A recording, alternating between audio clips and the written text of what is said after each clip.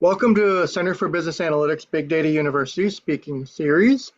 I believe this is our 16th event in the last 9 months, and we have many more planned in the future here.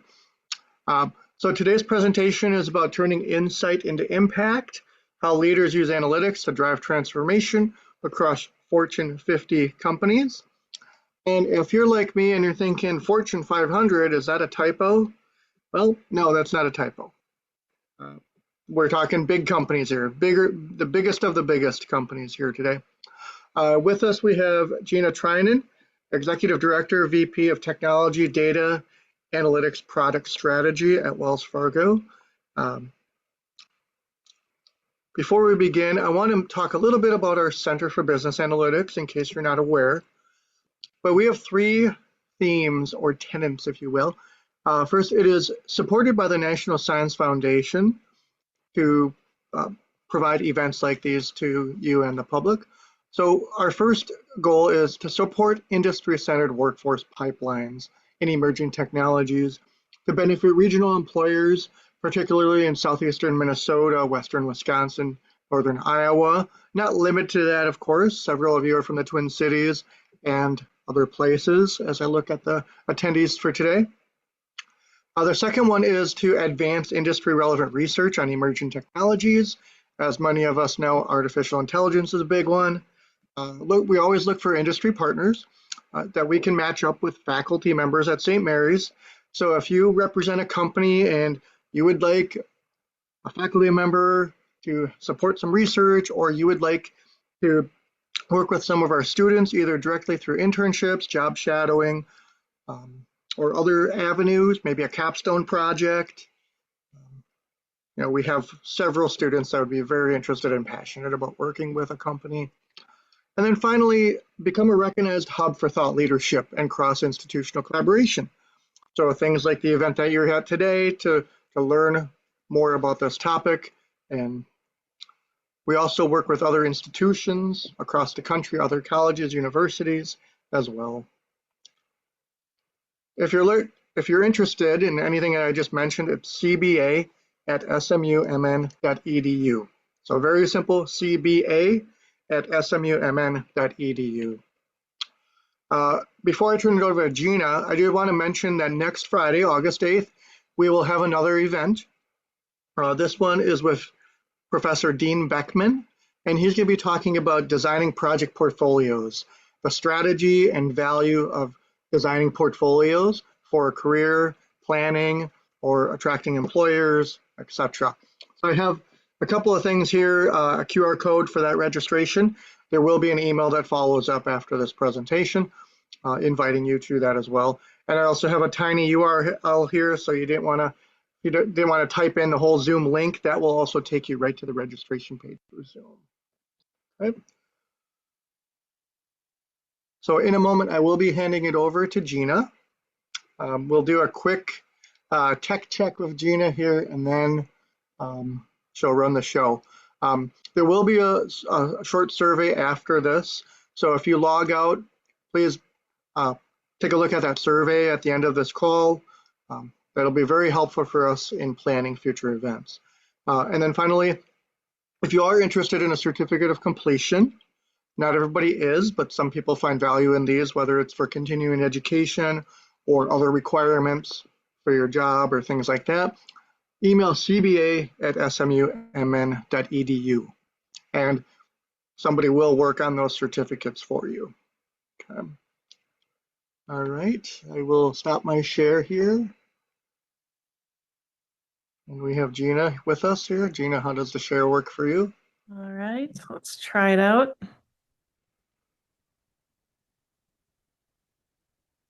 Looks like it is working. I'm going to put it into presentation mode. Are you able to see it? Cool. Yep. Great. Your sound is coming in a little low, but okay. Let at me. least for me, maybe it's just me, but I'm using my laptop speakers, so let me get a little closer. Does that help at all? Yes, a little bit. Yep. Okay. Thanks. Great. Let's go ahead and get started. Welcome, everyone. Uh, Good afternoon. For those of you who are, I guess, in the central time zone, I'm coming to you from Minneapolis.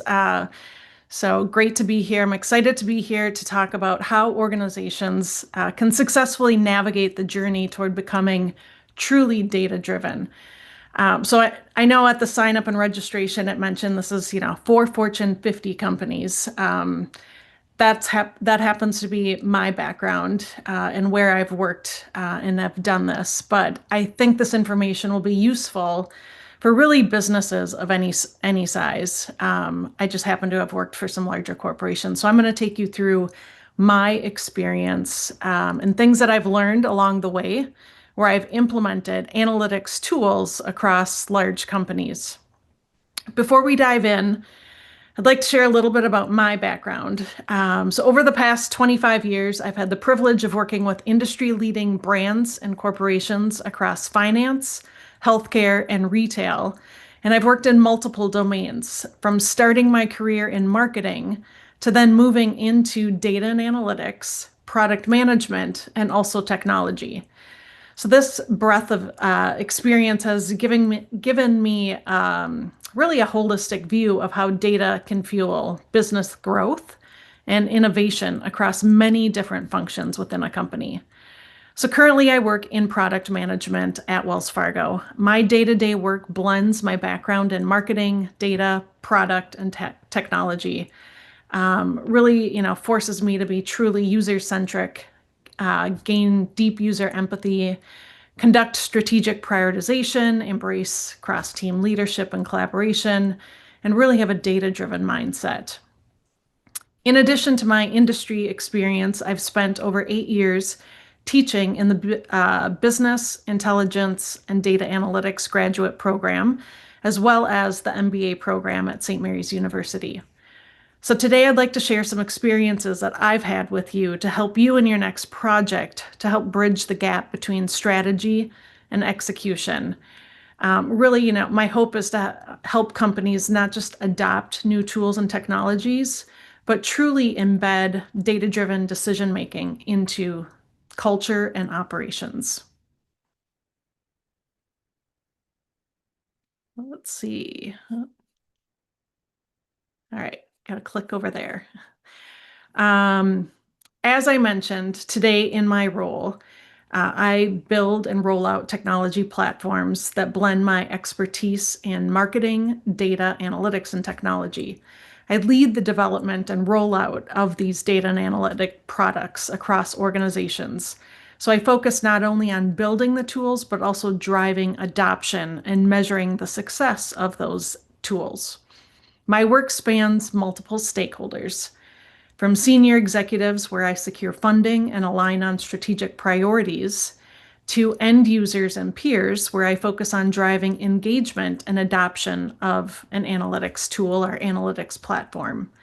I also collaborate closely with sponsors and stakeholders to report on key metrics that demonstrate the impact that these new products are having across the company. So in today's session, I'm going to walk you through the end-to-end process of bringing a data and analytics tool and a data-driven mindset to life.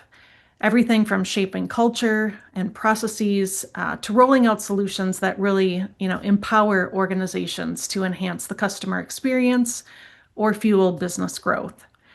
Now, keep in mind what I'm about to cover in an hour takes at least a year, if not multiple years, to actually carry out. So I'm going to hit on some of the key themes and elements that'll hopefully give you some takeaways that you can use in your day-to-day work. So don't feel overwhelmed that you need to go out and do this in a week or a month. This is a long strategic process that definitely is not done overnight. So when companies want to get started, I like to start with this. I like to say, let's talk about your business goals. Don't start with what data do we have? Really ask yourself, what are the most important business questions that we need to answer? They could be things like, what's causing customers to drop out of the shopping cart or abandon their purchase? How can we increase marketing ROI? Where are we losing revenue in the sales funnel?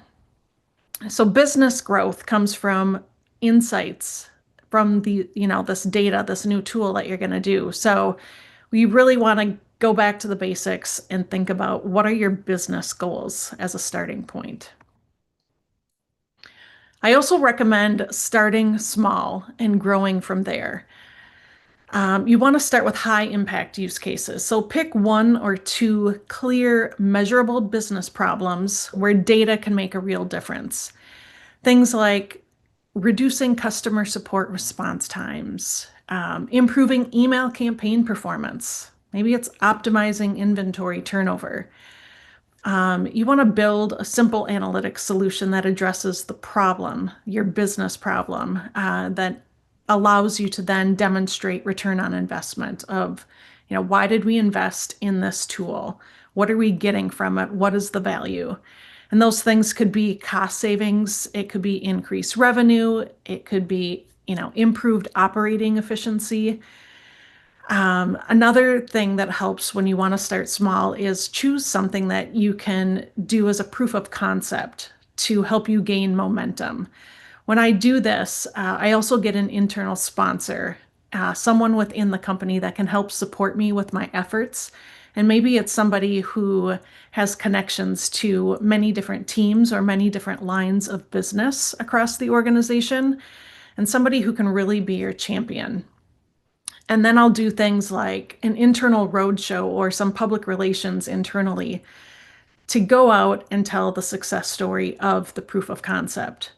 So this helps, you start small with one measurable use case and, kind of tell your story, get some success, get some small wins, and that helps gain momentum where you can then go a little bit bigger from there. Another component of this is gathering a cross-functional team. So you're going to need support across many different areas within the organization. Now, this isn't the team that is necessarily going to build your analytics tool, but you need support from many areas to pull this all together. Data shouldn't live in a silo. You're going to need support from many areas to bring this to life. They may be, your business stakeholders who know your business goals really well. It could be collaborating with data analysts and data scientists who can go out and find insights with the data. It's probably going to be data engineers and IT that can maybe help with their infrastructure or maybe to help you get access to the data. It could be marketing. So if this is an analytics product that marketers might use, somebody in marketing would be good to have in your team. Change management. We'll talk about this in more depth later, but change management is going to be a big one here, as well as legal and compliance experts, people that can help with, data governance or data laws that may be specific to your industry. So in my line of work, I work, today in financial services. It's a highly regulated industry. I've worked in healthcare in the past, another highly regulated industry. So there are certain industries where when you're working with data, having somebody from legal and compliance can really help, just to make sure that you're utilizing the data properly.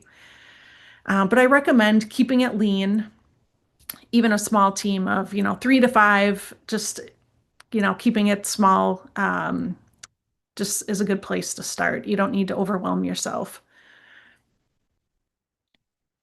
The next part of this is investing in data infrastructure. Yes, you need, data access, data quality, but you don't need to wait for the perfect data warehouse to get started. You can begin small, begin with something simple. Maybe your company has a cloud BI tool such as Power BI or Domo or Tableau.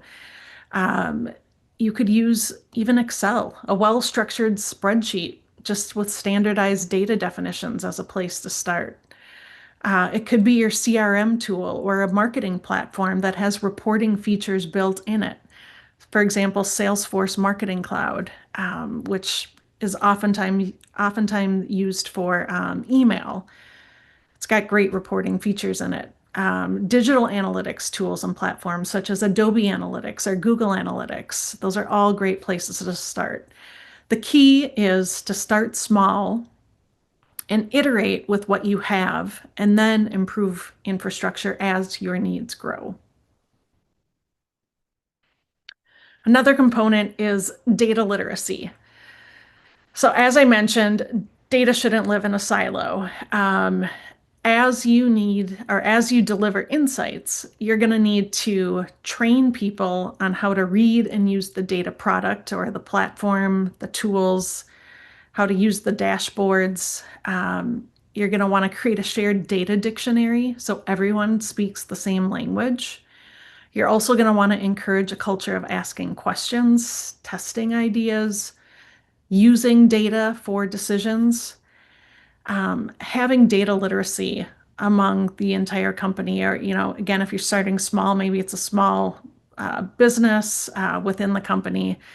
It really turns the tool that you're about to deliver into impact by having this shared data, common understanding among everybody who's using it.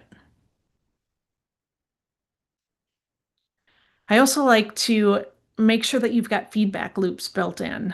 Getting feedback is really important as you roll out a new tool or a new product, especially with internal stakeholders and users who are going to be using this for data and making decisions. Every analytics project should ask, did this insight change a decision?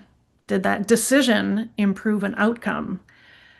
What can we do or learn differently next time? So, what action are you taking based on the insights? So, rolling out analytics is not a one and done. It's oftentimes an iterative process. So, you're going to want to get feedback and improve things along the way. I like to send out surveys to my end users. Getting people to take them is another thing, but I try to send out surveys at the end of every office hours session that I have. We send out a monthly newsletter, and there's a link to the survey in that. We also create an online forum or a channel just for our specific data analytics platform. And this is an area where the users of that platform can go in, ask questions, either among other users, they can talk back and forth, or they pose questions to us and the product team, asking for, it's usually help on how to use the tool or how to use the data. So that can be a great avenue of getting feedback as well. Measuring your efforts. So you're going to want to show the success that your analytics transformation program has had. You're going to want to measure the things that matter most, and those would be your business KPIs and your analytics adoption. So thinking about business KPIs, thinking back to what are some of those business goals that the company has. Start tracking things like, has the revenue increased? Are customers abandoning online shopping carts less? Are the decision cycles getting shorter? It could be a number of things. On the engagement and adoption side, you want to see, who's using your dashboards. Are they using the dashboards, finding that data to be useful and turning it into insights, which then become an action? Maybe it's, improved, efficiency, and teams are becoming more autonomous with the data because they now have access to do some data analysis themselves. Start small, start with where you're at, focus on value, and let the data become the fuel for your organization's growth.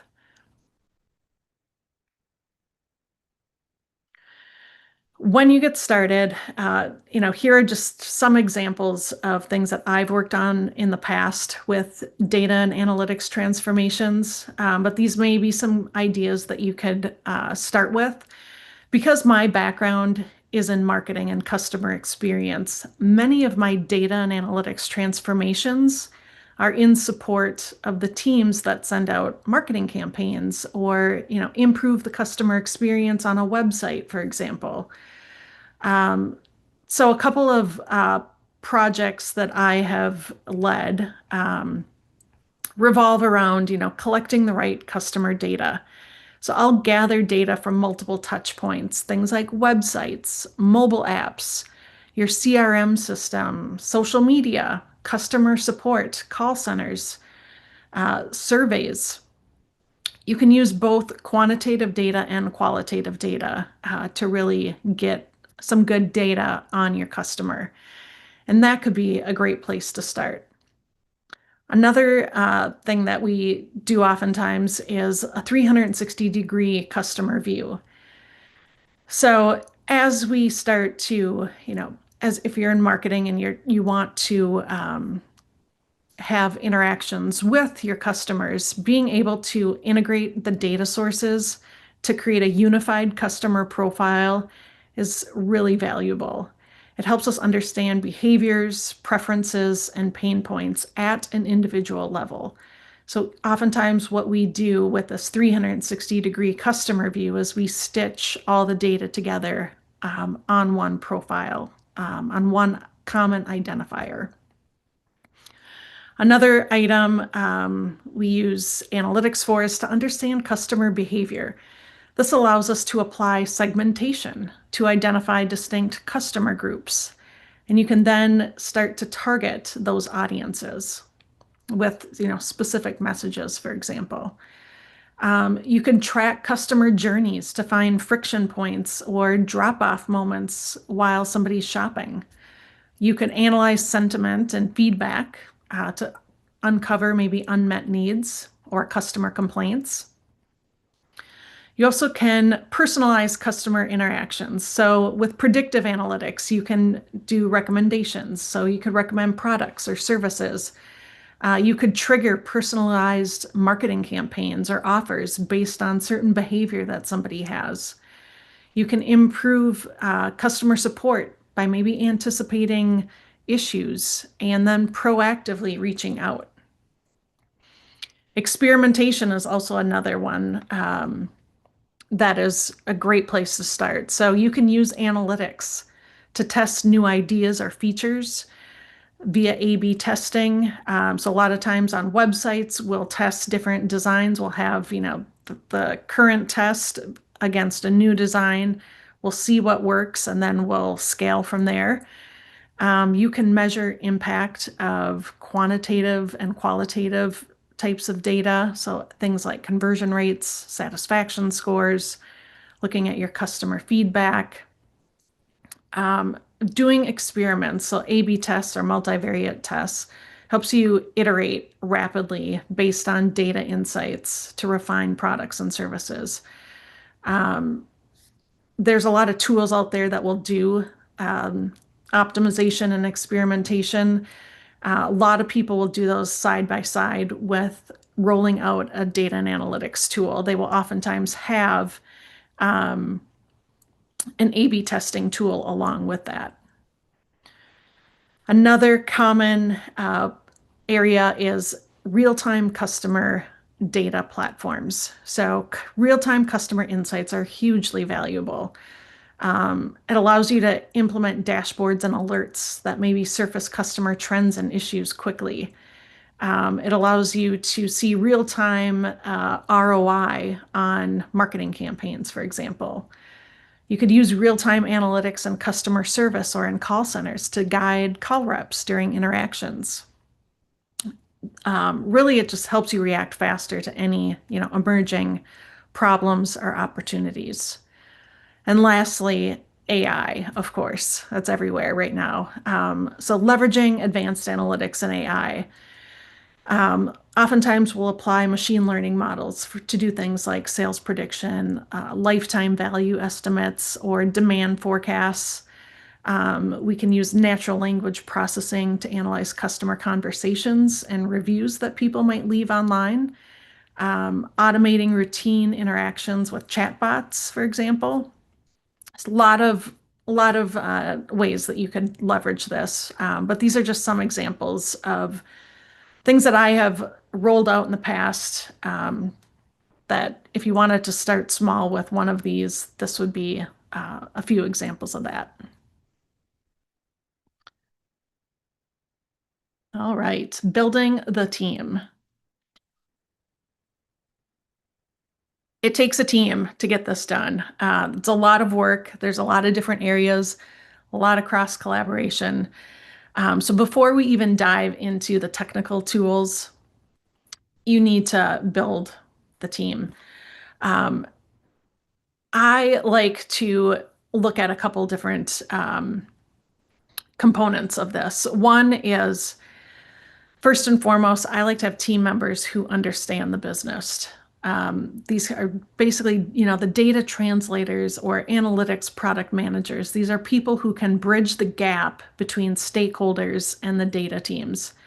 They know key business questions to ask. They also can help align analytics work with strategic goals.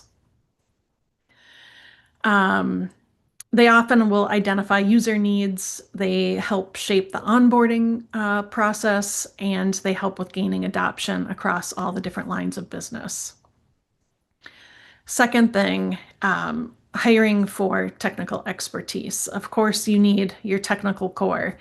I would say, don't just look for people who are good with things like SQL or Python or some sort one specific language. You want analytics engineers, it could be data scientists, data analysts, really people who are comfortable working across the entire data pipeline. You want them to be able to evaluate and adapt to new platforms and tools quickly. People experiencing cloud native architectures and data ops practices, for example. I would say, looking for people who maybe have navigated migrations before or have experience with platforms like Snowflake or Power BI. Their ability to learn and adapt is going to be more important than deep expertise in your current tool set. Change agents. So I mentioned before, change management is a big component of this. So I would say technology is really half the challenge. When you're adopting a new analytics platform, the harder part is driving behavioral change. This is why you need change management. These are the people who can influence your culture. These could be, analytics champions from other departments. It could be data savvy project managers. These are really evangelists who help train others. They can help build documentation. They can help reduce the friction in adopting this new tool. They oftentimes will bring more of the soft skills that are needed. Things like empathy, communication, influence. These are all vital for rolling out a new system across non-technical teams, especially. The fourth area I like to look at is the data storytellers. So one of the most overlooked roles in analytics hiring is the data designer or the storyteller. These are the people that bring clarity and engagement to the dashboards or the reports and the insights. When you're adopting a new platform, the user experience matters. So if the reports are cluttered or confusing, users won't adopt them, no matter how powerful the technical backend is. So hiring somebody who knows how to visualize data effectively with empathy for the end user can really drive adoption more than any, technical tool can all by itself. And lastly, culture. I would prioritize culture fit over many things. So when you're building your team, you want to hire people who reflect your organization's values. Each company has their own shared set of values, but generally you're going to want people who are collaborative, open to experimentation, comfortable with ambiguity. They have humility, they have curiosity. You can always teach tool sets, but you can't teach curiosity. So this is especially critical when you're transitioning platforms. There's definitely going to be bumps along the way. There's a lot of ambiguity. You want a team that'll come together and say, let's figure this out together. People who have more of a growth mindset versus somebody who might say, that's not my job. Go talk to so-and-so over in, a different department. So, in summary, I would say building this new modern data team isn't just about hiring for technical skills. It's really about getting that well-rounded skill set. Translators who align data with business goals, engineers and scientists, influencers who can drive change, designers or data storytellers, and team players. All right. So once you have this team in place, how do they all work together? So as I mentioned, I work in product, and one of the product management frameworks that many of you may have heard of is this agile methodology. It's a great framework. It's typically, historically, it's been used for software development, um, and it, was really adopted by a lot of the data-driven teams to help strengthen and build data-driven cultures. Now, at first glance, agile and data may seem like different worlds. Agile is about short sprints and doing things like having daily stand-ups, historically used by software developers. While data, as we may think about it, is more about reports and models. But if you really want to be successful with a data-driven culture, Agile might just be the best operating system to get you there. So let's take a look at what some of these components are. So Agile breaks down, the massive data that exists within a company. So one of the biggest challenges in becoming data-driven is overcoming the traditional big bang approach to data. So for example, you have a massive data warehouse project, maybe it runs for 2 years and then you deliver it. And by the time you've delivered it, the business has already changed. So Agile helps fix that. Instead of waiting for, the perfect data warehouse or the perfect platform, Agile teams deliver small, usable insights quickly, often within a few weeks. So typically you work in sprints, and a sprint is a 2-week period of time. And during this period of time, you have, clear written user stories that each member of the team works on, and you know what you're going to deliver at the end of the 2 weeks. This really helps build momentum and trust, which is essential for shifting how an organization views data. When you have small wins that are delivered fast, you can create momentum that builds data confidence and drive adoption. Agile also encourages cross-functional collaboration. So data doesn't just belong to an analytics team, for example. It belongs to everyone. Agile's emphasis on cross-functional teams breaks down the silos between analysts, engineers, and business users. In an Agile data team, a product manager, a data engineer, and a marketing analyst all might sit down together and ask, what are our top 3 metrics that we need for our next campaign? Or, can we test that hypothesis in this sprint? This way, data isn't something you ask for and receive, 3 months later. It becomes a real-time conversation. And that's how you start to build that culture where people use data to make decisions. Agile also makes room for experimentation. Excuse me, just need a drink.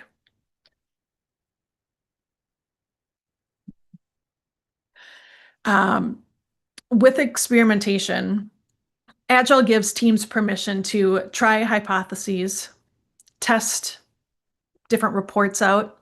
You can fail fast and you can learn and iterate on it.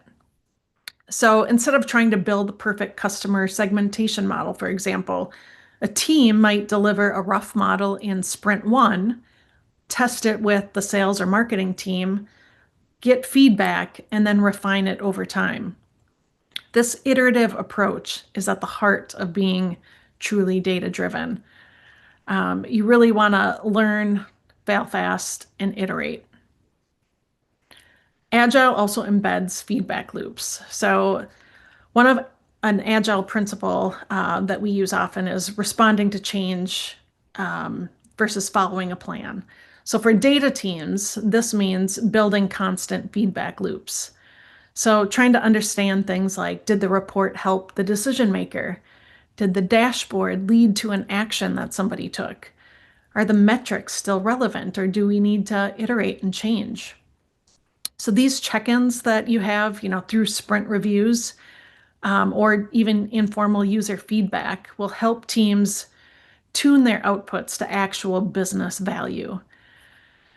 And lastly, Agile helps reinforce cultural change. So when you're building a data-driven culture, it's a change management challenge.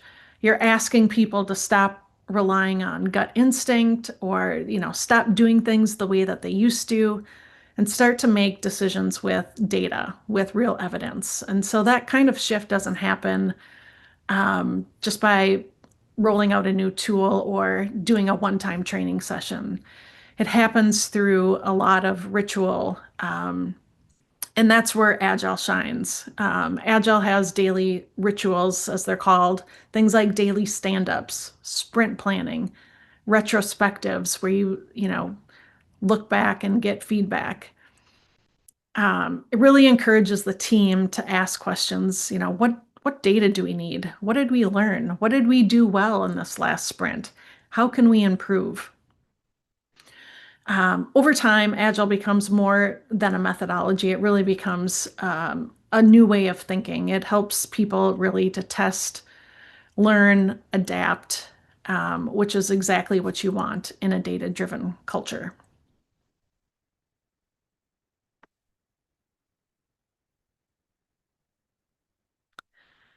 All right. As organizations grow into being more data-driven, it's really about making this data valuable to the people who need it most. One of the ways that you can do that is through a self-service data model. This is really important and can help with building that data-driven culture, especially when you're rolling something out across a large enterprise. Doing the self-service model really helps with faster speed to insights. So traditionally, a lot of companies, were set up where access to data has been monitored or handled by centralized teams. So maybe you have a BI team or the data engineering team, or it maybe even sits within IT.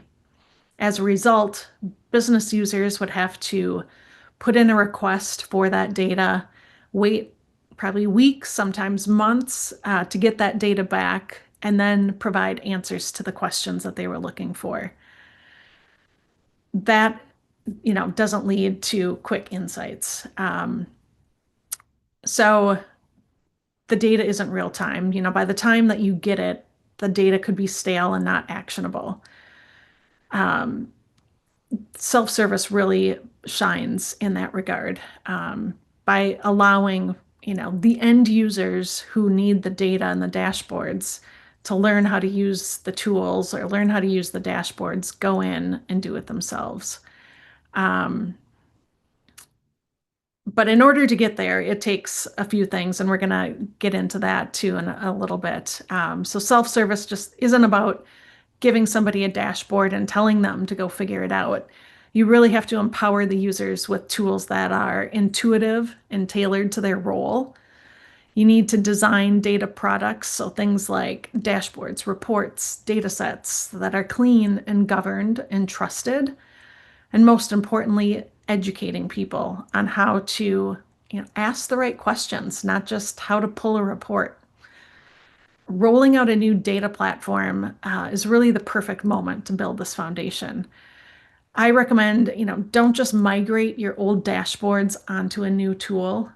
You want to rethink how the data gets to the people who need it.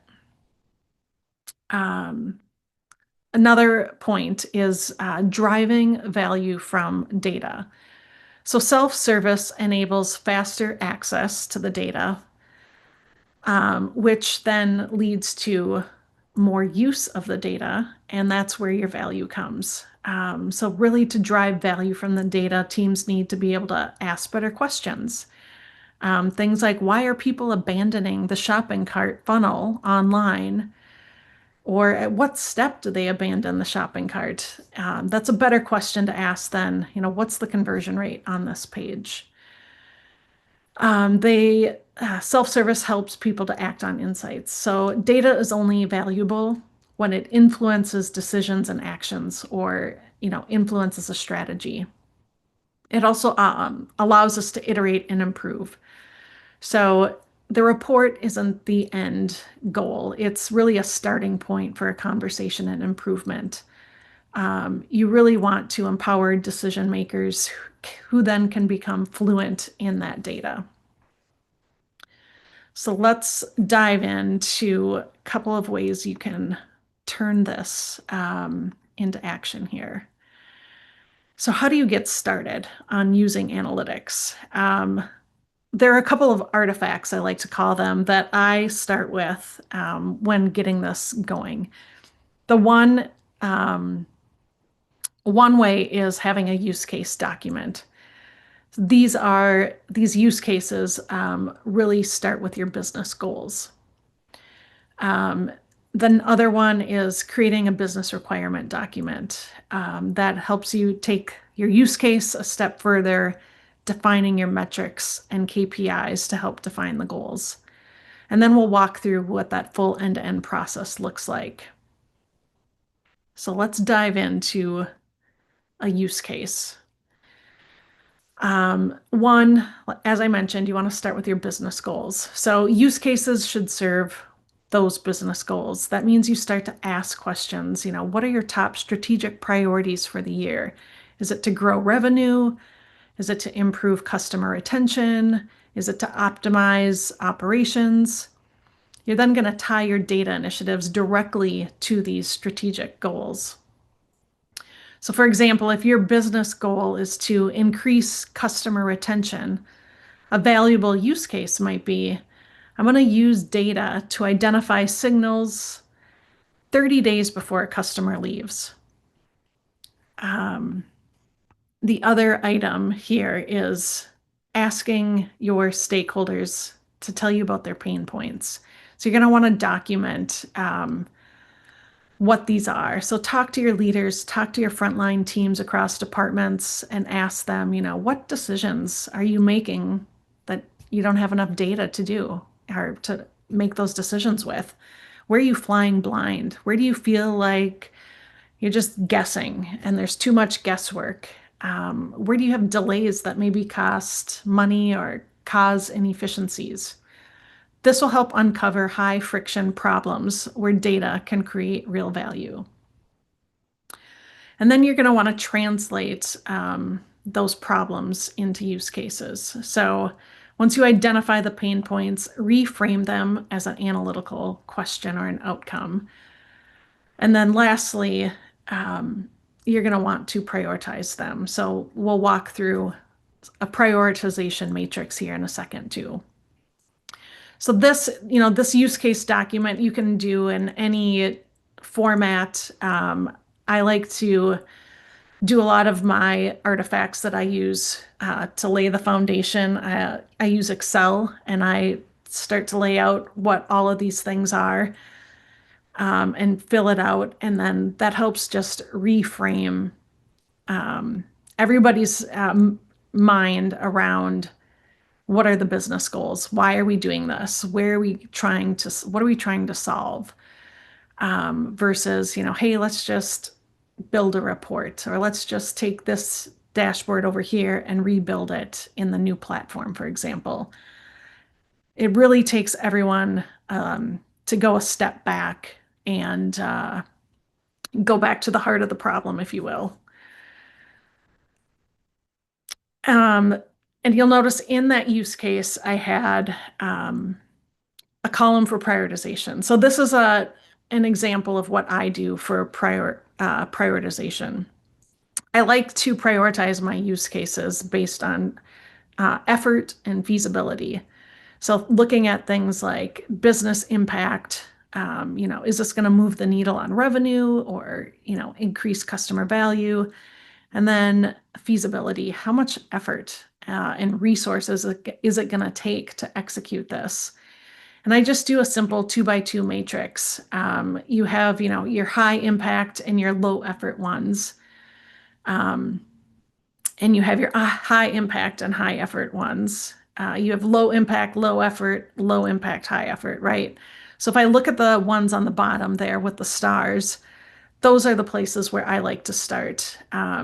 Look for things that are quick wins, just things that are great for getting you started, helping your stakeholders become ambassadors of the product. Look for things that, low effort, low impact, those low hanging fruit, things that you can just do really quickly just to get the ball rolling and get this off the ground. Next, we look at creating the BRD or the business requirement document. There are many different variations. Again, how you can create this. I like to do mine in an Excel spreadsheet again. You can do many different ways or whatever works for your team. So a lot of common questions that I like to ask when I'm creating a business requirement document. Again, starting with what are the business objectives? So before you build anything, you really want to have the team that you're working with or the stakeholder who's asking for this to define what is their business objective? What is the problem you're trying to solve? What business decisions need to be made?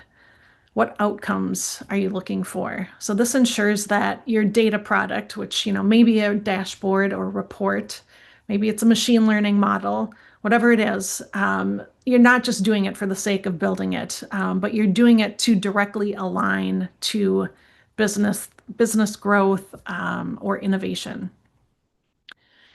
Next, I like to define who my end users are. So a good BRD will outline who's the end user of this data product. What are their goals and pain points? How are they going to use the data? This step ensures that the solution fits into real workflows and creates actionable insights and not just charts. Another item I like to look into are the KPIs and metrics. So this is the part where you translate the business needs into data requirements. And in order to do this, you have to identify what those metrics and KPIs are. You also are going to look for things like your data sources. You may want to, I put sometimes on the data sources because depending on what you're building, and if you're working with somebody who just wants to lift and shift from one tool to the other, I may leave this off just to get them to think about more about their business outcomes and their business objectives and not just like, hey, we need this data from this thing plopped over here. So, use it with your discretion if it's something that you want to have on your BRD or not.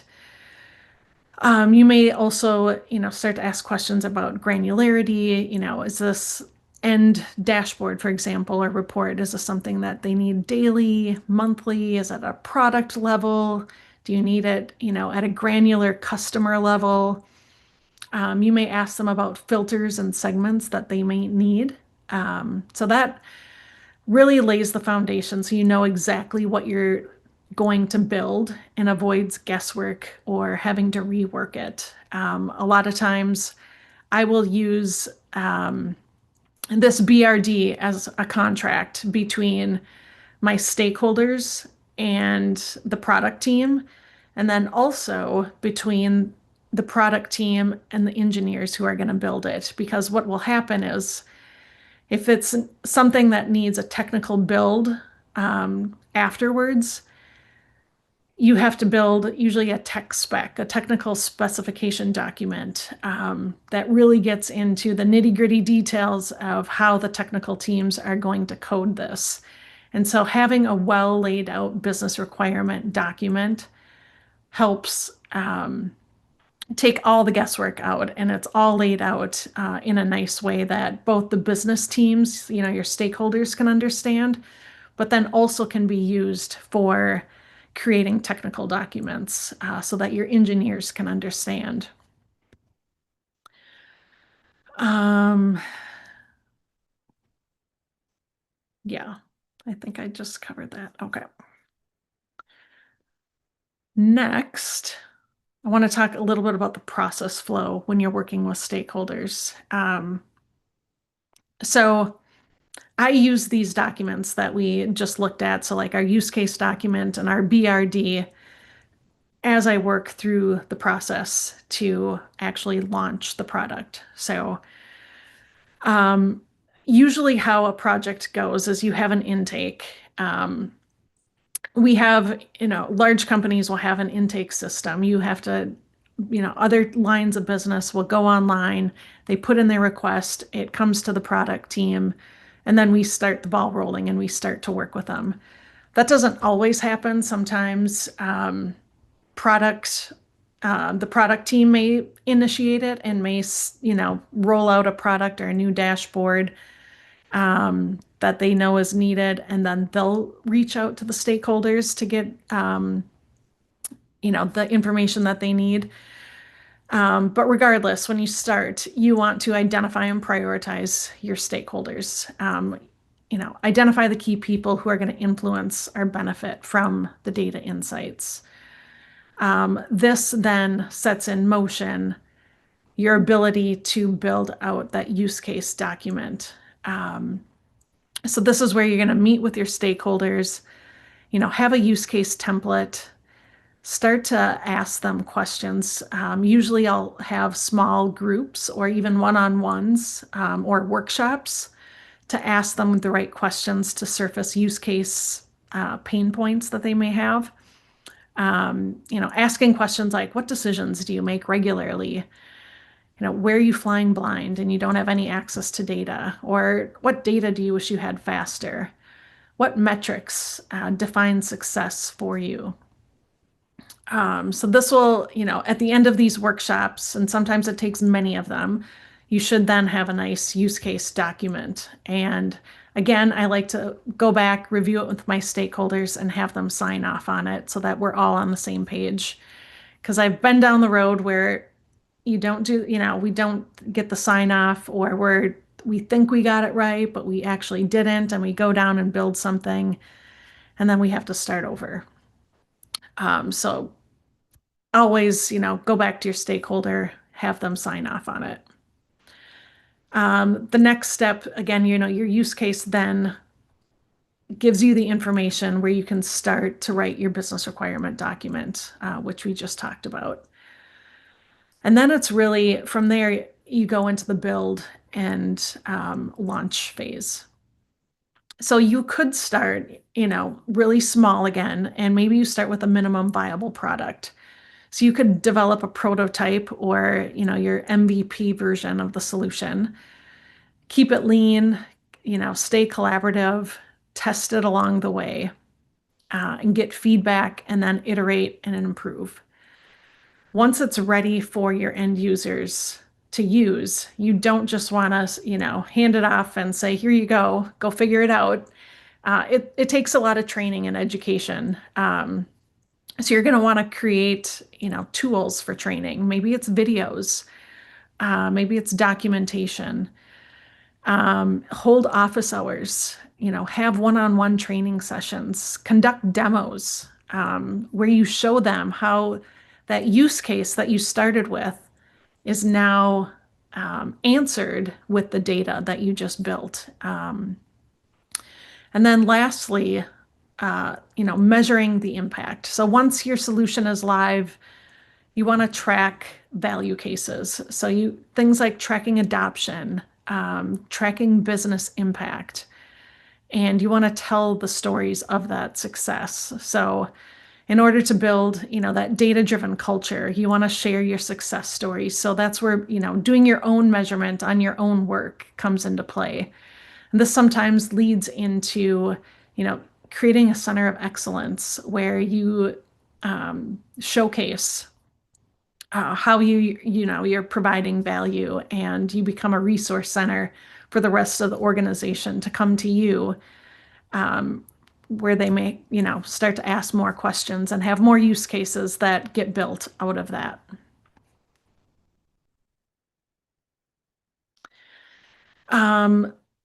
Just doing a time check here. I will go through these pretty rapidly, but these are things that, problems you may run into, or maybe some pitfalls to watch out for. One issue is, users don't see the value in how analytics helps their day-to-day work.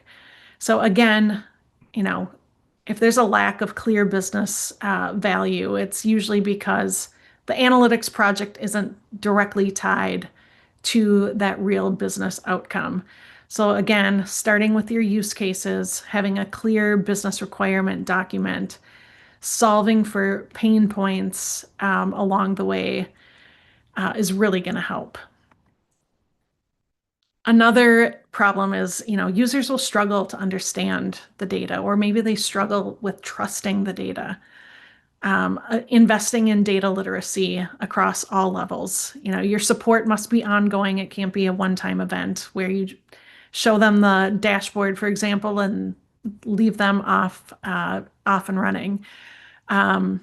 Providing easy to understand documentation, encourage people to ask questions and explore, and then gathering feedback. As I mentioned, doing things like office hours or creating those forums, sending out surveys. Sometimes you'll run into, problems with the tool. Maybe the tool or the dashboard or whatever that analytic product that you're delivering is too technical or just doesn't fit with the workflow. Make sure that your dashboards are intuitive. Again, having that self-service model where the end user is the one who is using the tool. And so that allows customization maybe to meet their specific user needs. Keep your end user in mind. Keep your interface simple and focus on actionable insights. Sometimes gaining and keeping leadership support becomes a problem. So without leadership buy-in, your analytics efforts could stall. So my recommendation is to engage your leadership early and often. I like to hold monthly product forums for end users, leadership, stakeholders. Also holding monthly SteerCo meetings where stakeholders and leadership can provide direction and input as you get going. You want to present analytics as a strategic enabler, not just a project that you're doing. You also want to encourage leaders to model that data-driven behavior. Change management. This is probably the biggest one. Most people don't like change. People prefer old habits. They might fear losing control. This is where having that change agent as part of your team will come in. And it's a big hurdle to get over. But just communicating openly about why the change is needed, how it benefits the teams, and having that change management team member as part of your pod is going to really help. And I know we're at time. I will pause there.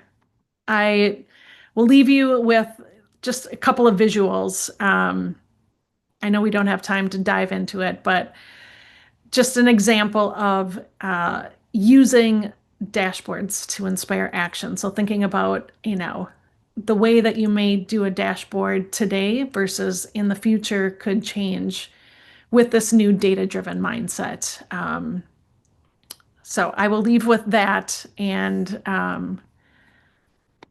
that is the last slide that I have. Michael, I can turn it back over to you if you have any last words. Well, thank you so much. Yeah, everybody, at the end of this presentation, there will be a survey when it closes, so please don't miss that. It automatically shows up on your browser.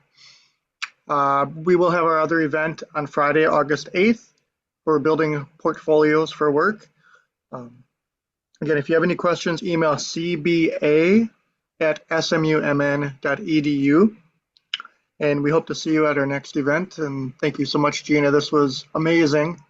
Um, just a shameless plug for the Master of Science in Business Intelligence here. I never do this during our calls, but um, the business requirements document and those things. We have a course BIA 620 for the business analyst who from our BABOC, the International Institute for Business Analytics, with whom we're partnered with. And so if anybody's interested, BIA 620 um, is an amazing class if you want to learn more as well. So thank you all for coming. Thank you. Bye.